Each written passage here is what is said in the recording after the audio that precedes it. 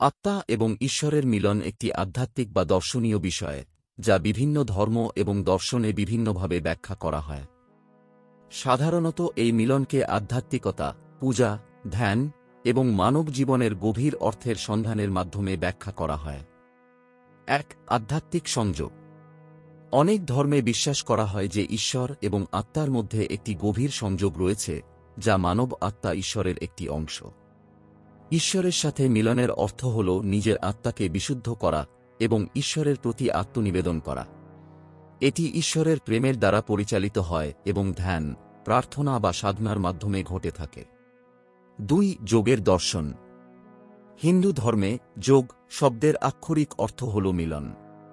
যোগের বিভিন্ন ধরনের পদ্ধতি রয়েছে, যেমন রাজযোগ, ভক্তিযোগ, জ্ঞানযোগ ইত্যাদি, যা আত্মাকে ঈশ্বরের সাথে মিলনের পথে পরিচালিত করে। ধ্যান ও মনসংযোগের মাধ্যমে মনকে একাগ্র করে আত্মা ঈশ্বরের সাথে এক হয়ে যেতে পারে বলে বিশ্বাস করা হয়। ৩. ভক্তি বা প্রেম। ভক্তি আন্দোলনের দর্শনে বলা হয়, আত্মা ঈশ্বরের প্রেমের মধ্যে ডুবে থাকে এবং ভক্তির মাধ্যমে আত্মা ঈশ্বরের সাথে মিলে যায়। এখানে আত্মা নিজের ইচ্ছাকে বিসর্জন দেয় এবং ঈশ্বরের প্রতি সম্পূর্ণ আত্মসমর্পণ করে।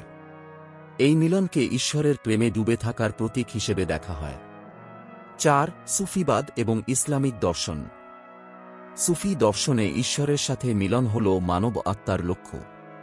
এটি প্রেম, ধ্যান এবং প্রার্থনার মাধ্যমে ঘটে। সুফিরা বিশ্বাস করেন যে ঈশ্বরের প্রতি গভীর প্রেমে নিমগ্ন হয়ে এবং অহংকার ত্যাগ করে আত্মা ঈশ্বরের সাথে একীভূত হতে পারে। ৫. খ্রিস্টান মিস্টিসিজম। খ্রিস্টান মিস্টিসিজম বা গূঢ়তত্ত্বেও ঈশ্বরের সাথে মিলন বা ঈশ্বরের সাথে একাত্মতা একটি গুরুত্বপূর্ণ ধারণা। প্রার্থনা, ধ্যান এবং সাধনা এই মিলনের পথ বলে মনে করা হয়।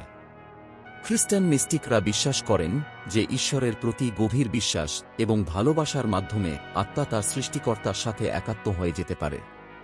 ৬. নিরাকারের সঙ্গে মিলন। অনেক দার্শনিক এবং আধ্যাত্মিক বিশ্বাস অনুসারে ঈশ্বর নিরাকার এবং অব্যক্ত। ঈশ্বরের সাথে আত্মার মিলন মানে নিজেকে সর্বজ্ঞ এবং সর্বশক্তিমান সত্তার সাথে একীভূত করা, যা সময়, স্থান বা আকৃতি দ্বারা সীমাবদ্ধ নয়। এটি সাধারণত ধ্যান ও আত্মিক উন্নতির মাধ্যমে অর্জন করা যায়।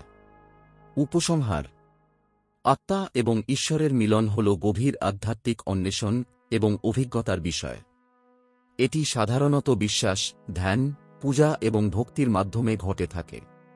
মানুষ যখন তার আত্মাকে বিশুদ্ধ করে এবং ঈশ্বরের প্রতি সম্পূর্ণভাবে আত্মসমর্পণ করে, তখন এই মিলন সম্ভব হয় বলে মনে করা হয়। আশা করি বন্ধুরা ভিডিওটি দেখে আপনাদের ভালো লেগেছে। ভালো লাগলে আপনজনের উদ্দেশ্যে শেয়ার করবেন, চ্যানেলটি সাবস্ক্রাইব করবেন। আজ এখানেই শেষ করছি। ঈশ্বর আপনার মঙ্গল করুক। নমস্কার, ধন্যবাদ।